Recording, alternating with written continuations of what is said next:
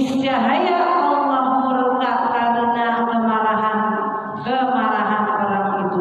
Dan siapa saja yang jujur dalam berbagai urusannya, orang jujur al-amin, niscaya Allah murka karena kemarahan orang itu. Orang yang jujur kalau udah marah berarti Allah juga marah. Maksudnya apa?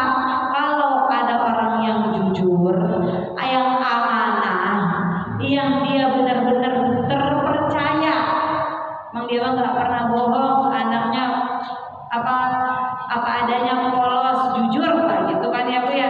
Ibarat masih anak kecil tuh kan benar-benar polos gitu kan ya.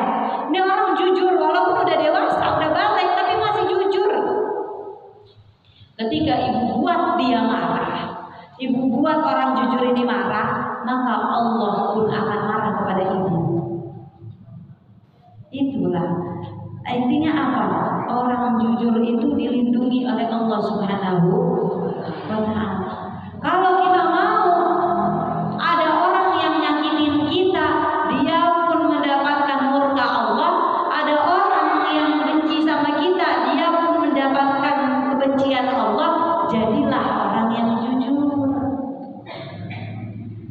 Jadi kalau ada orang jujur, ibaratnya dicolek sama orang, yang marah bukan orang yang jujurnya, tapi Allah yang marah kepada orang yang membencinya.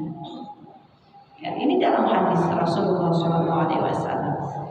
Wa idza baqa yatimu tazzal arsyu fayuqalu, dan apabila seorang anak yatim menangis maka bergoyanglah arasy, lalu arasy itu berkata, ya Jibril, wahai Jibril, wasi'na, luaskanlah neraka, liman abkahu, untuk orang yang membuat nangis anak yatim itu, wa wasi' jannata, dan luaskanlah surga, liman adhakahu, untuk orang yang membuat tertawa anak yatim itu. Ini anak yatim. Anak yatim itu adalah anak yang bapaknya meninggal dunia. Bukan bapaknya kabur, hilang, kagak tahu kemana.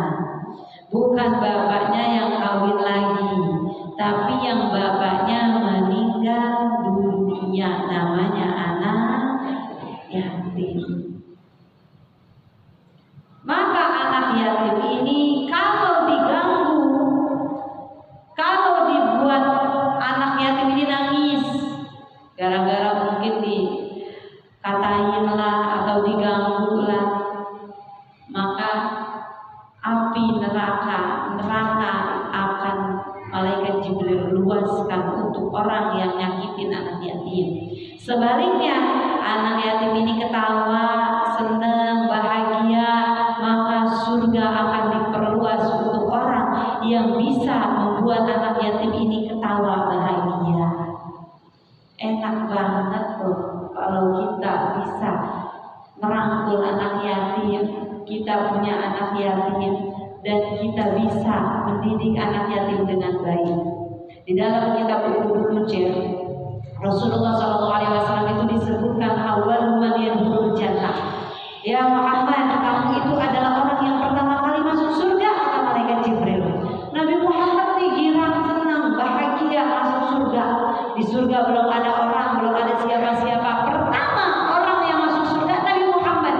Tapi Nabi Muhammad berjalan menuju surga, di belakangnya ada seorang ibu-ibu. Ibu-ibu mau masuk surga itu juga nih. Ya. Malaikat Jibril melihat Rasulullah SAW, dan Nabi Muhammad SAW nanya sama malaikat Jibril, ya Jibril, katanya aku yang duluan masuk surga. Oh, ini ada ibu-ibu nih kayaknya pengen nyolong juga nih ke surga. Siapa nih dia? Diceritakan oleh malaikat Jibril, ya Muhammad, dia adalah wanita yang punya 10 anak, yang mana anak-anak itu lahir dan anak-anak itu dibesarkan olehnya sendirian karena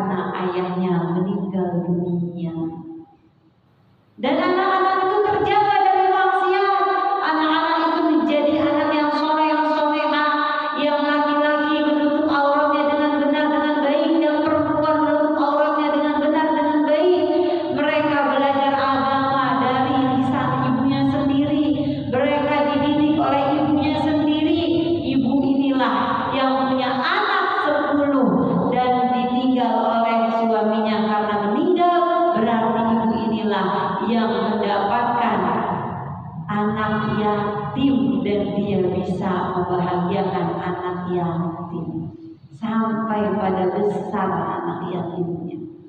Dan dia pantas untuk mendapatkan surga yang pertama seperti surganya Nabi Muhammad Sallallahu Alaihi Wasallam. Insyaallah ya.